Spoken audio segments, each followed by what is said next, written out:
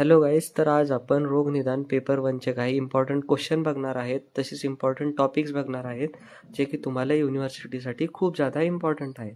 तसेच तुम्हाला व्हिडिओच्या शेवटी मी काही इम्पॉर्टंट क्वेश्चन्स पण देणार आहेत, जे की तुम्हाला युनिव्हर्सिटीमध्ये वारंवार विचारले जाऊ शकतात. सगळ्यात पहिल्यांदा जो परीक्षा हा टॉपिक आहे, यामधून तुम्हाला रोग आणि रोगी परीक्षा यांचे प्रकार करायचे आहेत. यावर तुम्हाला फिक्स SAQ येण्याची शक्यता आहे. मेथड्स ऑफ रोगी परीक्षामध्ये जे द्विविध, पंचविध, अष्टविध जे काही प्रकार सांगितलेले आहेत ते तुम्हाला पूर्णपणे पाठ करायचे आहेत. त्यानंतर सापेक्ष निदान आणि व्यवच्छेदक निदान हे तुम्हाला रोग परीक्षा वाचताना जेव्हा तुम्ही हेतू, पूर्वरूप, रूप वाचता त्यामध्ये 2 व्याधीमध्ये डिफरन्शिएशन दिलेलं आहे. तर ते तुम्ही वाचला तर तेच तुम्हाला सापेक्ष निदान आणि व्यवच्छेदक निदानमध्ये लिहायचं आहे. उपशय, अनुपशय तेच हेतू, पूर्वरूप, रूप हे सगळं तुम्हाला करायचं आहे.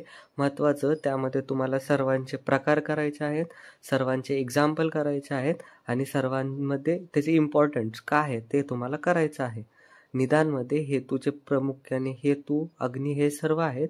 हे जे तुम्हाला टाईप, हेतू आणि लक्षण तुम्हाला करायचे आहेत, हे इम्पॉर्टंट आहेत.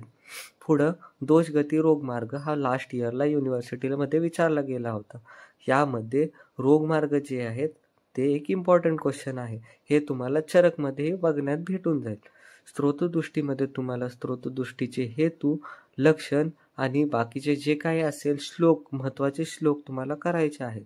आममध्ये तुम्हाला आमचे टाईप, हेतू, त्याचे लक्षण करायचे आहेत. तसेच साम आणि निराम हे जे श्लोक दिलेले आहेत, जर पाठ होत असतील तर ते नक्की करा. त्याचबरोबर साम आणि निराम पुरुषचा डिफरन्स काय आहे हा देखील एक इम्पॉर्टंट क्वेश्चन आहे. षटक्रियाकाल तुम्ही एकदा वाचून घ्या. तसेच दोष, धातू, मल यांचा वृद्धिशयाचे श्लोक एकदा तुम्ही वाचून घ्या. महत्त्वाचं रोगनिदानच्या पेपर 1मध्ये तुम्हाला सर्व श्लोकच करायचे आहेत. जर तुम्ही श्लोक लिहिला तर तुम्हाला चांगले मार्क मिळण्याची शक्यता आहे. संप्राप्ती हा लास्ट इयरला विचारला जाणारा क्वेश्चन होता.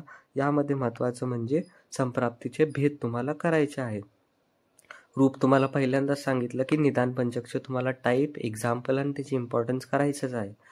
व्याधी नामकरण हा एक छोटा टॉपिक आहे, पण जर वेळेस SAQ म्हणून विचारला जाणारा हा एक प्रश्न आहे.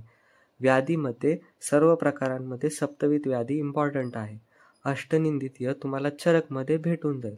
जनपद दंश ही तुम्हाला चरक विमानस्थानमध्ये तुम्ही जेव्हा वाचणार आहे तेव्हाच तुमचा हा टॉपिक कव्हर होऊन जाईल. निदानार्थकर व्याधी, व्याधी संकर ह्यामध्ये जास्त करून दोन्हीमधला डिफरन्स विचारला जातो. व्याधी क्षमत्व महत्त्वाचा टॉपिक मॉडर्नमध्ये इम्युनिटीवर विचारला जाऊ शकतं. चरकमध्येही तुम्हाला व्याधी क्षमत्वाबद्दल येऊन जाणार आहे. आणि विकार, विघातकर भाव आणि अभाव हे तुम्हाला चरकच्या प्रमेय अध्यायामध्ये भेटून जाईल. पुढं रोगी बल परीक्षा यामध्ये दशविध परीक्षा तुम्हाला वाचायची आहे. धातुपाकमध्ये दोषपाक आणि धातुपाकाचे लक्षण करायचे आहे. तसेच जे हे मॉडर्नचे टॉपिक दिलेले आहेत ह्याच्या नोट्स ऑलरेडी तुम्हाला टेलिग्राम चॅनलवर सेंड केलेल्या आहेत, तर तुम्ही ते सर्व मॉडर्नच्या नोट्स तिथून वाचू शकता. उपद्रव, अडिष्ट हे सर्व एक SAQचे क्वेश्चन्स आहेत, तर तुम्ही इथून वाचू शकता. महत्त्वाचं जे या PDF मी तुम्हाला टेलिग्रामवर सेंड करतो, जे रेड आणि ग्रीनमध्ये लिहिलेलं आहे त्यावर तुम्ही जास्त फोकस करा. तसेच तुम्हाला हे काही क्वेश्चनची एक लिस्ट आहे जी मी बनवली आहे 10 इयर्सच्या क्वेश्चन पेपरच्या बेसवर. ह्यावर तुम्ही जास्त फोकस करा, ज्याने तुम्हाला युनिव्हर्सिटीमध्ये चांगले मार्क मिळतील. जर तुम्हाला व्हिडिओ आवडला असेल तर व्हिडिओला लाईक करा आणि चॅनलला सबस्क्राईब करा.